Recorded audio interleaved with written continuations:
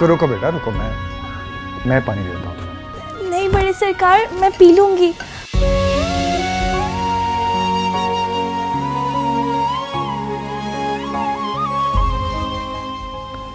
कोई बात नहीं, एक गिलास पानी देने का फर्ज तो मैं अदा कर ही सकता हूँ। ये लो। फिर आपकी तरफ तो हमारा कोई हक नहीं निकलता।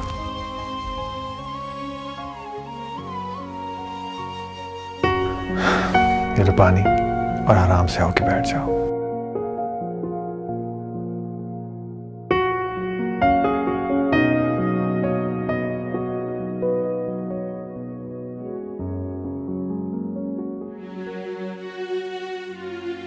लाओ।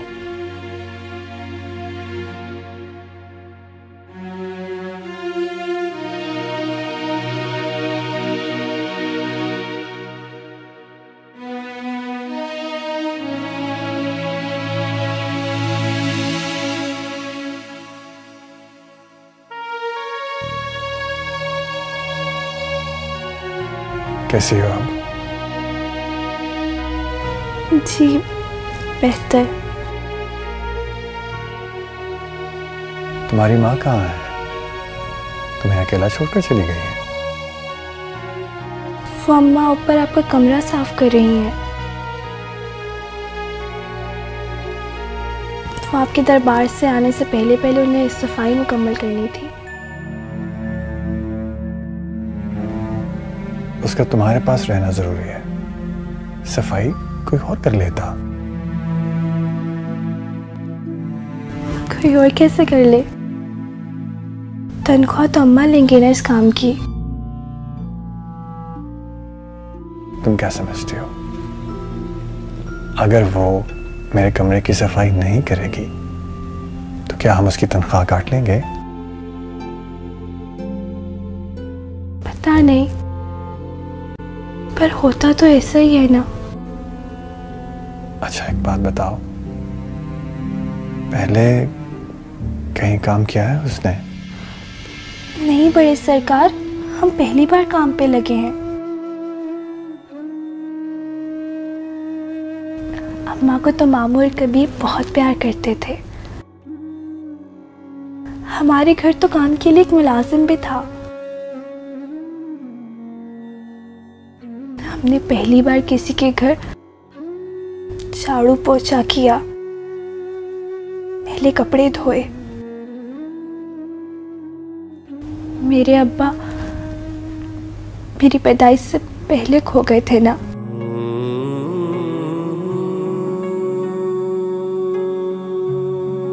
इसलिए मुझे और मेरी अम्मा को मामू ने संभाला।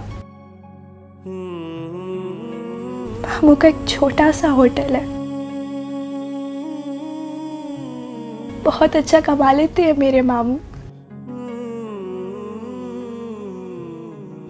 हम बहुत मजे से रहा करते थे अपने घर में।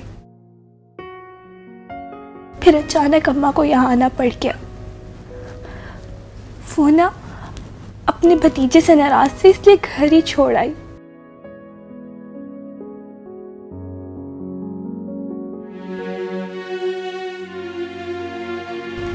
एक बात बताओ। बोलो बेटा। अब किसी को बताएंगे तो नहीं? किसी को भी नहीं? अम्मा काली गुड्डी बीबी और बीबी मुर्शिद को भी नहीं? किसी को भी नहीं, राजदारी का वादा है। मेरे पीछे कोई दंगे वंगे नहीं हो रहे। मेरी अम्मा ने आपसे झूठ बोला है। वो मेरे मामू का बेटा कबीर मेरा रिश्ता मांग रहा था।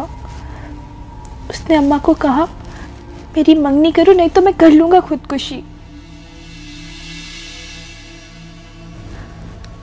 अम्मा को लग गई ये बात बुरी। अम्मा को लगा मेरे अब्बा के खो जाने के बाद जो उन्होंने हमें खिला पिला के संभाला है ना, उसके एहसान का बदला मांग रहे हैं। बस अम्मा को बुरा लग गया और आपके घर आके बैठ गई।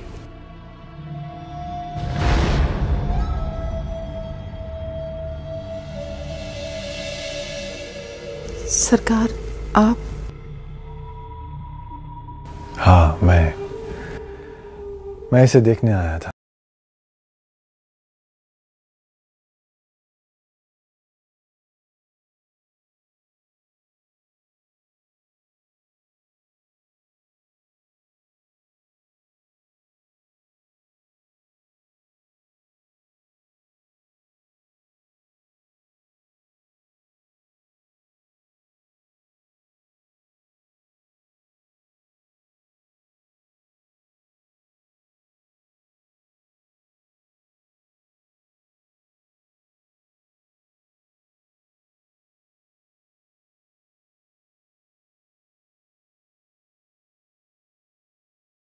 तो नहीं लिया, वरना तो ऐसी पिटाई करती कि सुझा के रख देती। पर मारती कहाँ? मारने के लिए कोई जगह छोड़ी कहाँ है?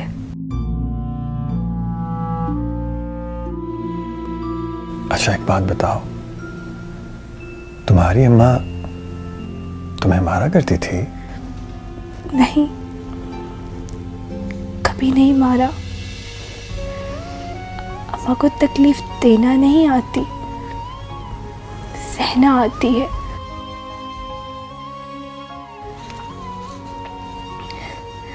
आपको पता है, जब कभी अम्मा को मुझ पे गुस्सा आता या मेरी जिद की वजह से मुझे मारना होता तो अम्मा क्या करती थी?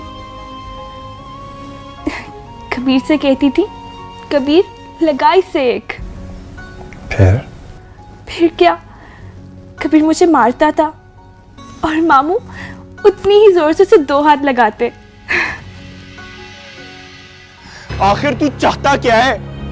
क्यों अपने घर की इज्जत को मुर्शिदों के दर पे छोड़ दी है? और वो अपनी मर्जी की मालिक है। जो भी बात है, मैं फुप्पी के मुंह से सुनना चाहता हूं। फोन तक बंद कर दिया उन लोगों ने।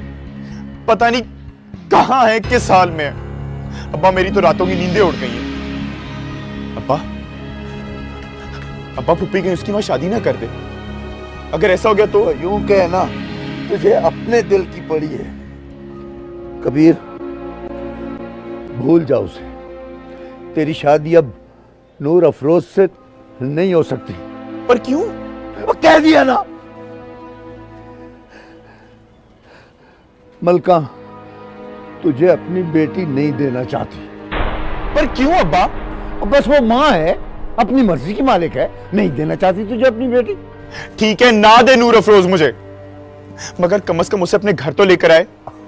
पुप्पी को मैं बुरा लगता हूं ना, मैं चला जाऊंगा यहां से। सिर्फ यही कहने जाना चाहता हूं उसके पास। मुझे पता दे, मैं पुप्पी से खुद जाऊंगा मिलने। कम से कम मेरे दिल का बोझ तो उतरेगा।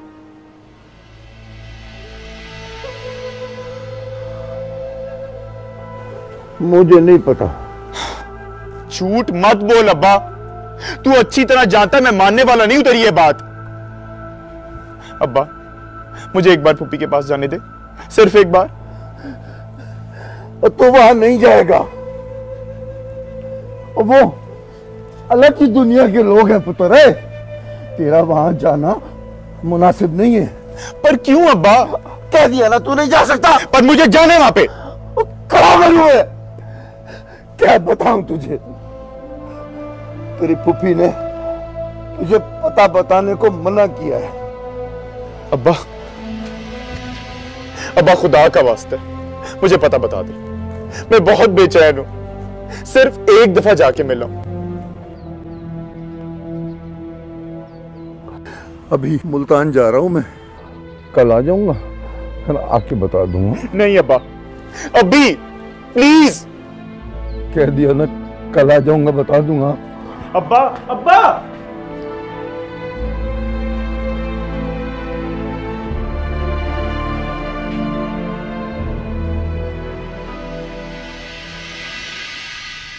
तो क्या तुम्हें वो लोग बहुत याद आते हैं? बहुत बहुत ज्यादा। तो क्या तुम भी कबीर से शादी करने की जिद कर रही थी? नहीं सरकार, मेरे दिल में तो ऐसी कोई बात नहीं थी, बस वही पागल था। पता नहीं, अम्मा कहती है मेरी शादी कबीर से नहीं हो सकती थी। मेरा अब्बा बहुत ऊंचे खानदान का आदमी था, इसीलिए मेरी शादी भी ऊंचे जात के लोगों में होगी। लो, बाप चला गया अपनी दुनिया में, उसने कौन सा हमसे आके पूछ लेना है।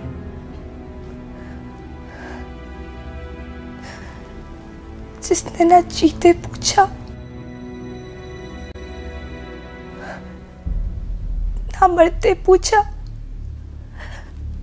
ना लुटते पूछा, उसने भला आके हमसे अपनी जात का क्या हिसाब लेना था।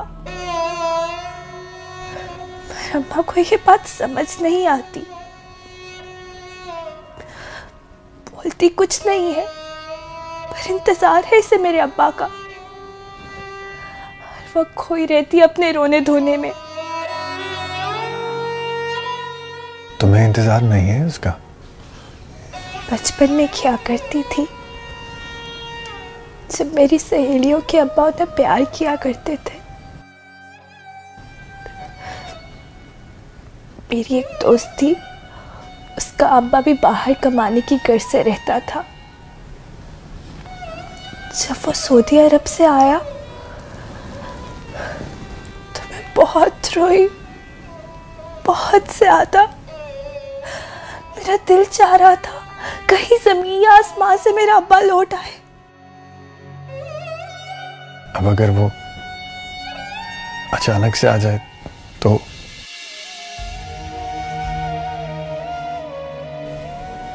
क्या करोगे तुम?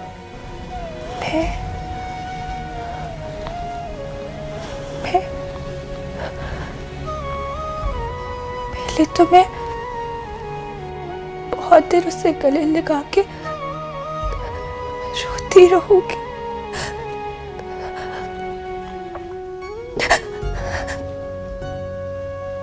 पर साल डेढ़ साल उससे बात नहीं करूंगी मैं।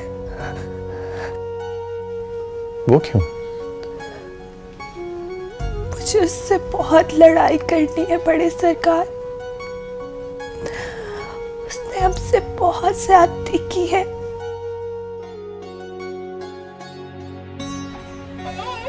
कोई ऐसे भी करता है, भला कोई अपने बीवी बच्चों को भी छोड़ के चला जाता है। पता है, लोगों को इस बात का यकीन नहीं आता कि भला शौहर भी अपने बीवी बच्चों को भुला सकता है।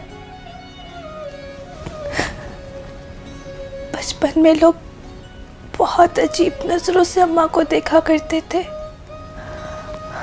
मुझे देखते थे।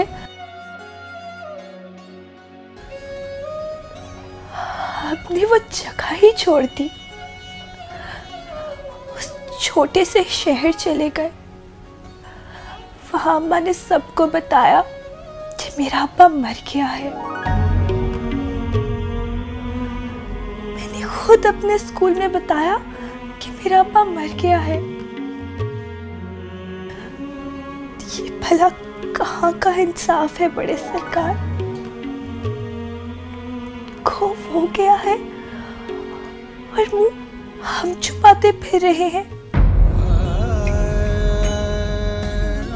अल्लाह करे वो आए ही ना, उसकी शक्ल ही ना देखनी पड़े मुझे।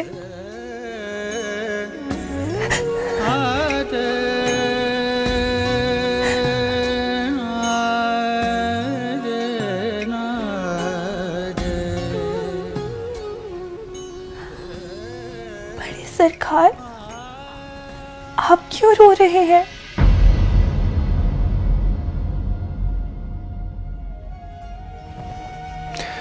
बस ऐसे ही रोना आ गया। बहुत ज्यादती हुई तुम लोगों के साथ। आप बहुत अच्छे हैं बड़े सरकार। अम्मा सही आपकी मरीदनी है। अब तो मैं भी आपसे मिलने आया करूंगी। तुम कहाँ जा रही हो? पता है, कल रात अम्मा ने मुझे बहुत प्यार किया, मेरे साथ रोती रही। इतना प्यार तो उसने मुझे पूरी जिंदगी नहीं दिया। अम्मा ने मुझसे वादा किया है, जैसे ही मेरी पट्टियां उतरेंगी हम घर वापस चले जाएंगे। अम्मा भी मेरी तरह मेरी हालत देख के डर गई, इसलिए अब हम अपने मामू के पास वापस चले जाएंगे। पर क्यों बेटा, तुम्हें यहाँ रहना अच्छा क्यों नहीं लगता? नहीं सरकार, कुछ भी मत बोले प्लीज। अगर आपने इस तरह भी सवाल किया ना तो अम्मा रुक जाएंगी और मैं अपने घर को तरसती रहूंगी। आप सब बहुत अच्छे हैं, लेकिन हमें इस घर में सुख नहीं आता। हम अपने घर में ही अच्छे लगते हैं। तुम इस घर को अपना क्यों नहीं समझ सकती? जब हकीकत कुछ और हो तो समझने से क्या होता है।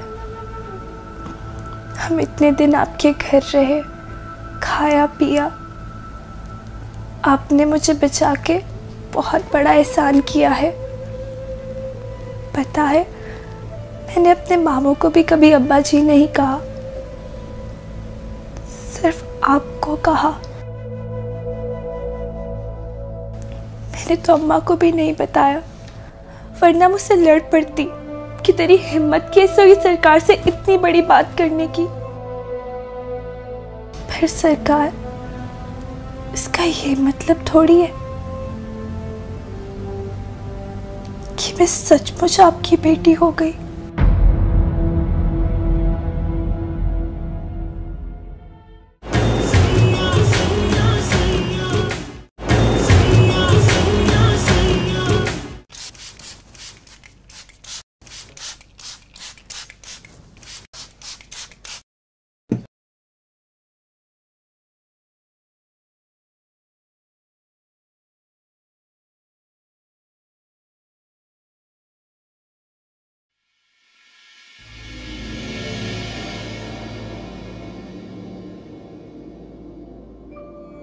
क्या बात है? आज मुझे देखकर तुम्हारे हाथ नहीं रुके। मुझे देखकर तो तुम्हारी सांसें तक रुक जाया करती थीं।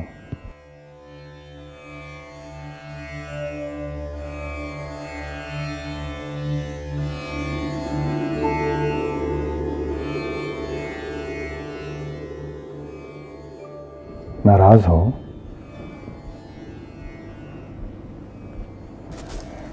नहीं सरकार।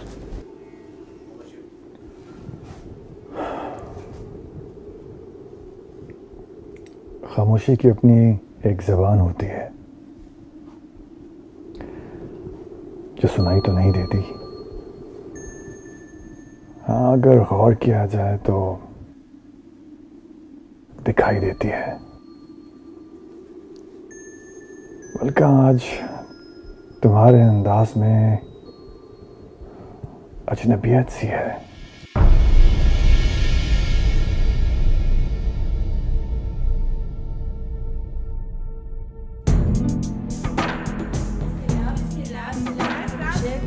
वालेकुम सलाम, वालेकुम सलाम।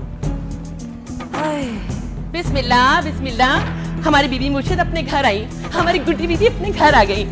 घर आया मेरा परदेसी, प्यास बुझी मेरी अखियों की। कैसी हो अम्मा काली? ठीक हूँ बीबी।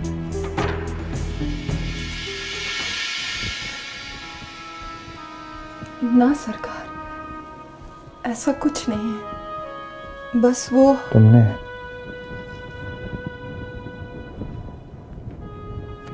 नूर अफरोज से वादा किया है कि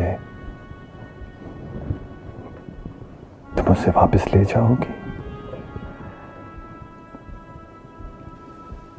जी सरकार। पर क्यों? सरकार, मेरे अंदर की पूरी औरत आप पे कुर्बान हो गई। बस एक मां जिंदा है।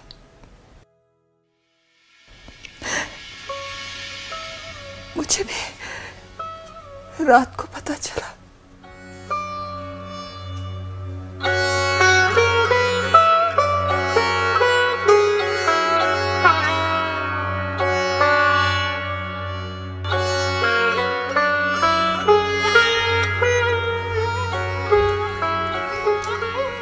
मैं समझती थी मेरे अंदर कोई एहसास नहीं बचा, पर इस वाक्य ने बता दिया कि नहीं, मेरे अंदर रहने वाली नूर अफरोज की मां को उसकी जिंदगी चाहिए, उसकी खुशियां चाहिए, उसके चेहरे पे मुस्कुराहट भी चाहिए। अगर मेरी आंखों के सामने उसके साथ ये सब कुछ ना हुआ होता तो शायद मेरे अंदर की मां बगैर जागे ही मेरे साथ मर जाती। पर मैं उसे तड़पता हुआ नहीं देख सकती। अगर वो वहां जाके अपने मामू के घर खुश रह सकती है तो आप मुझे इजाजत देते, मैं उसे ले जाती हूँ।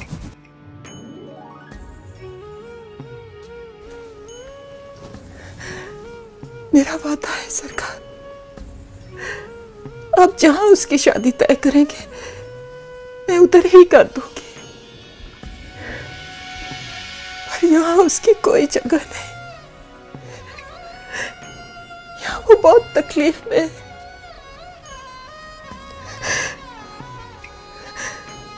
बस अब आप खुशी से हमें जाने दें। आप समझे, हम यहाँ आए ही नहीं थे। और कैसा चलता रहा घर? बस बीबी मुर्शिद, आपकी दुआएं हैं।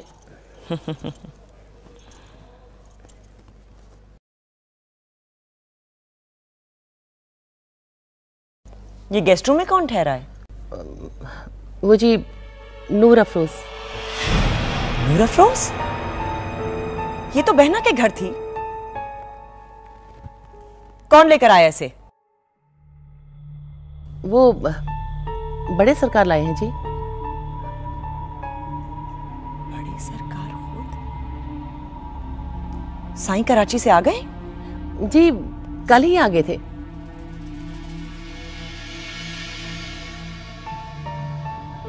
तो फिर शादी में क्यों नहीं आए?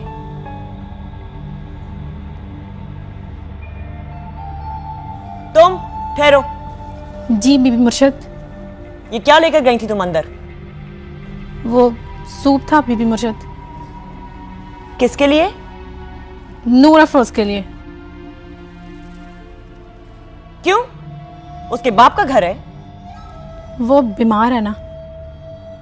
तुमसे किसने कहा है कि सूप बनाओ और उसके कमरे में लेकर जाओ? जी बड़े सरकार ने बनवाया था। क्या हो रहा है इस घर में? इसकी मां कहां है? वो आपके कमरे की सफाई कर रही है। बुलाओ मलका को। कहो कि बीबी मुर्शिद बुला रही हैं। जी। बल्कि ठहरो,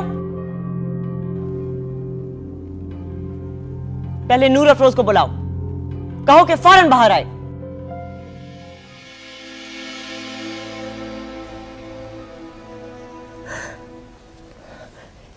ये क्या कर रहे हैं सरकार? बीबी मुर्शिद आने वाले हैं।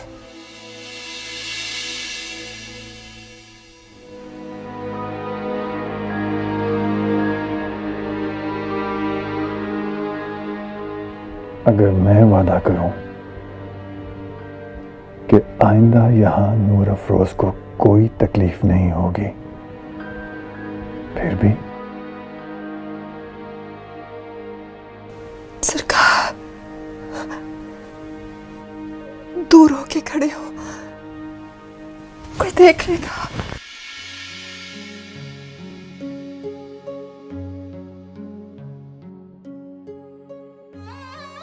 अगर मैं कहूं कि मैं अब तुम्हें और अपनी बेटी को खुद से दूर नहीं कर सकता, फिर भी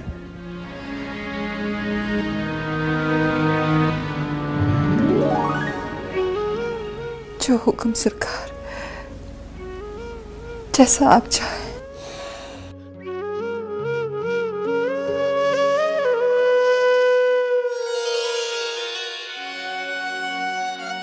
मैं जानता हूं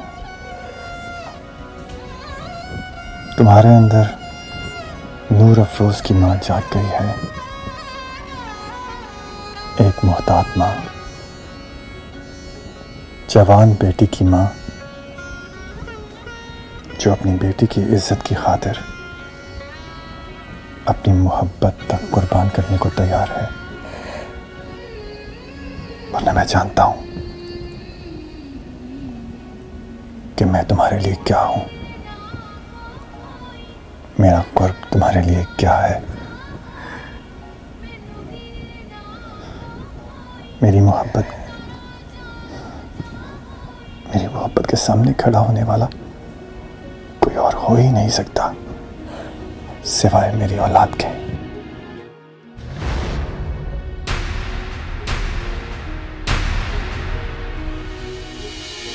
ठीक है,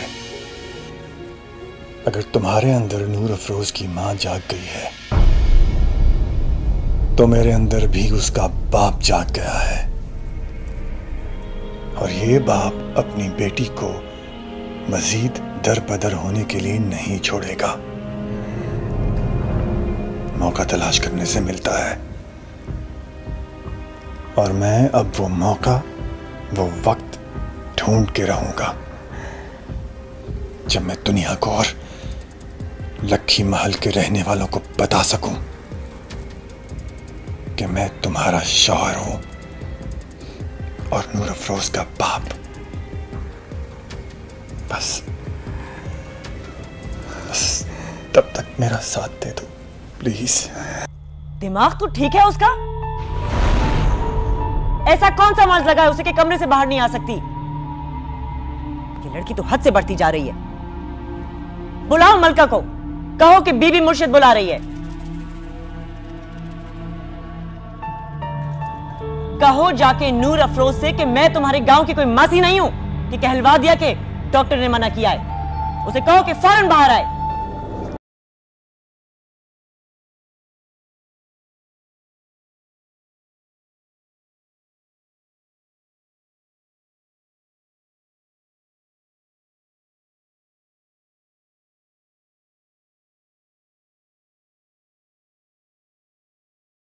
बीबी मुर्शिद तेरे इस कमरे में रहने पे बिगड़ रही है।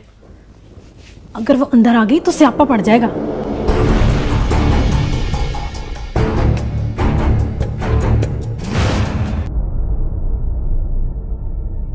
हाँ, मैंने बुलाया तुम्हें।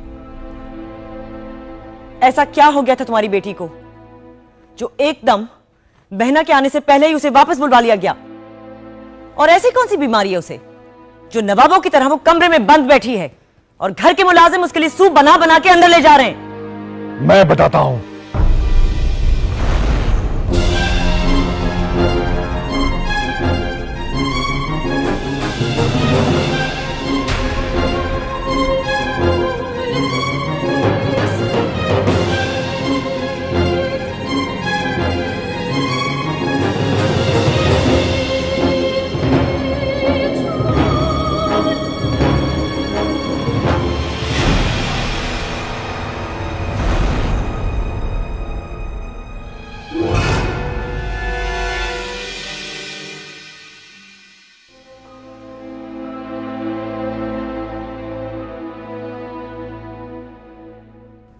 इज्जत मां बीबी मुर्शिद साहिबा,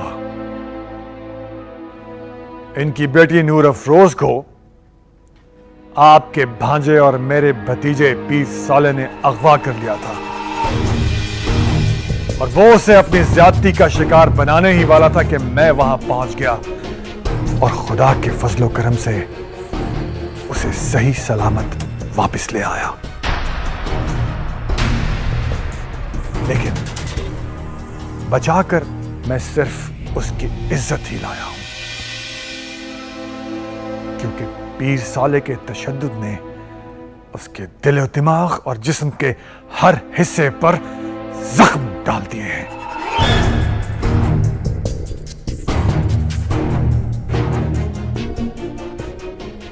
वो चल नहीं सकती क्योंकि उसे कांटों भरी जमीन पर नंगे पांव दौड़ाया गया है।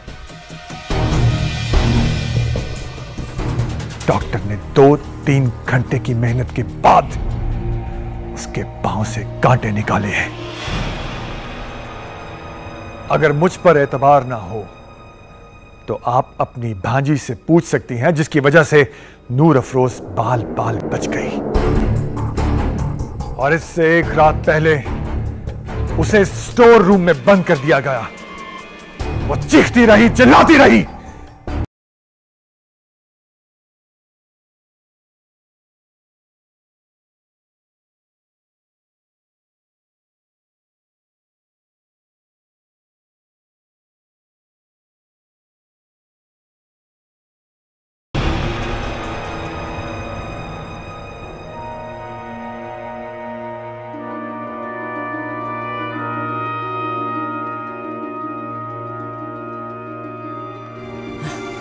साईं, अंदर चल के बात करते हैं।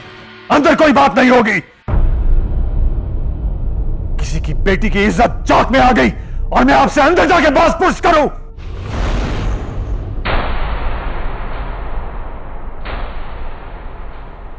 क्यों गई नूर अफरोज वहां? क्या हो गया है आपको साईं?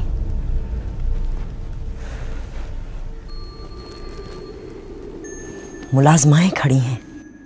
नूर अफरोज वहां क्यों गई?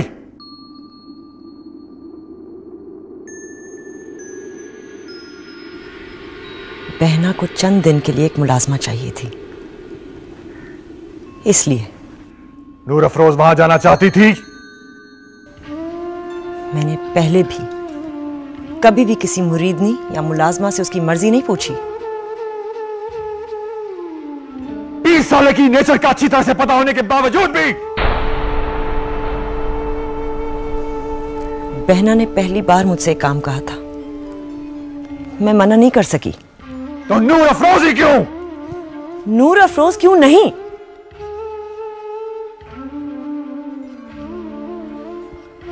जिंदगी में इंसान से कुछ गलतियां होती हैं और बदकिस्मती से उन गलतियों का अंदाजा जरा देर से होता है। जिस बिना पर मैंने आपको अपने लिए चुना था, आज पता चला कि वो सब सुराब था, फर्जी था।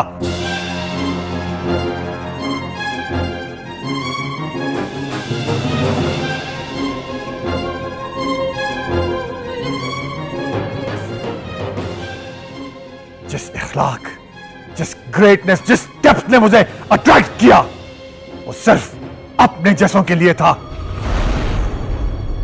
लेकिन मैं ऐसा नहीं हूं।